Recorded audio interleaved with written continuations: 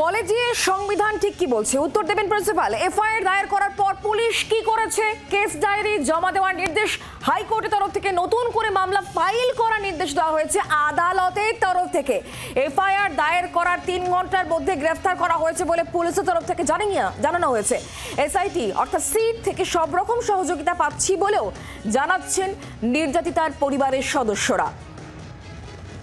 কলেজের সংবিধান ঠিক কি বলছে উত্তর দেবেন প্রিন্সিপাল।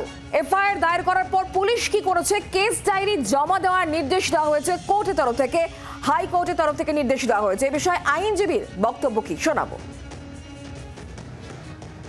আমরা মূলত 5টা পয়েন্ট, যেটা প্যারাগ্রাফ 6 আমাদের রিপিটিশনে, যেটার উপরে কোর্ট বেশি ফোকাস দিয়েছে, তাতে মূলত 5টা জিনিস চাওয়া হয়েছিল। তার মধ্যে 1 নম্বর, কি করে বারবার এলিগেশন আসা সত্ত্বেও এই ছেলেটিকে রাস্টিগেট করার পর পুনরায় আবার সেখানেতে ভর্তি নেওয়া হলো। কিভাবে রাস্টিগেশনের পরে ভর্তি হওয়ার পর এতদিন পরে কোর্স ক্লিয়ার করার পরেও কিছু পলিটিক্যাল সোর্সের হেল্পে এই ছেলেটি আবার এখানে অস্থায়ী কর্মী হিসেবে নিযুক্ত হলো।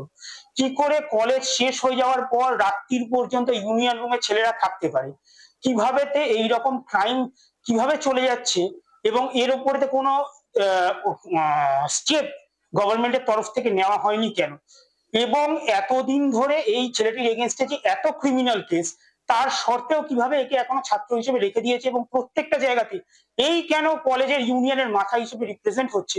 এই 5টি প্রশ্ন আমরা রাখি, যে 5টি প্রশ্নের উপরে অনারেবল হাইকোর্ট কোর্ট স্টেটের কাছে উত্তর চেয়েছে ভায়া এফিডেভিট, এবং in the meantime entire যে পুলিশকে সিডি জমা দিতে হবে এবং ইনভেস্টিগেশনের প্রোগ্রেস রিপোর্ট অনারেবল হাইকোর্টের কাছে জমা দিতে হবে নেক্সট হিয়ারিং ডেটে।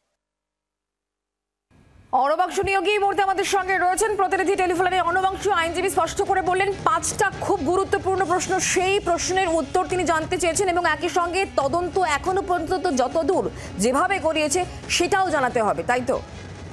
দেখো, একদমই তদন্ত কিভাবে করিয়েছে রাজ্যের বক্তব্য ছিল যে এফআইআর দায়ের করার 3 ঘন্টার মধ্যে আমাদের লেডি অফিসার তিনি মূল অ্যাকিউজকে গ্রেফতার করে। সুতরাং কোনো কিছু বলার স্কোপই দেবো না, সব দিক থেকে আমরা কোর্টকে স্যাটিসফাই করবো অন ইনভেস্টিগেশন পারপাস।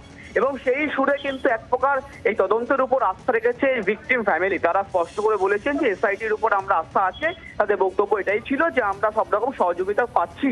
সুতরাং সেই জায়গায় দাঁড়িয়ে পুলিশ কি কি ইনভেস্টিগেশন করেছে, ফার্দার ইনভেস্টিগেশন কি কি উঠে এসছে, সেই সমস্ত তথ্য সম্মিলিত আকারে তারা কিন্তু রিপোর্ট আকারে দেবেন। এক, দ্বিতীয়ত ওই দিনকে চার্জশিট কেস ডায়েরিতে আনতে হবে, কারণ মামলাকারীর আইনজীবীর বক্তব্য ছিল আমরা কেস ডায়েরি দেখতে চাই যে পুলিশ কিভাবে এগিয়ে নিয়ে যাচ্ছে, আদালত দেখুক, আমরা না দেখলেও। সেই আবেদনের ভিত্তিতে আদালত নির্দেশ দিয়ে এসেছে যে আগামী বৃহস্পতিবার সিডি অর্থাৎ কেস ডায়েরি জমা দিতে হবে রাজ্যকে এবং রিপোর্ট জমা দিতে হবে। পাশাপাশি কলেজকে বলতে হবে যে তারা কিভাবে তাদের কলেজের সংবিধান মেনে কাজ করে, অর্থাৎ গভর্নিং বডি কিভাবে সিলেকশন হয়, কাকে কাকে সিলেকশন করা হয়, সেই সমস্ত প্রক্রিয়া কলেজকে কৈফিয়ত দিতে হবে আগামী বৃহস্পতিবার। ধন্যবাদ অনবাংশু। বাংলার আওয়াজ, বাঙালির আবেগ, জি 24 ঘন্টা।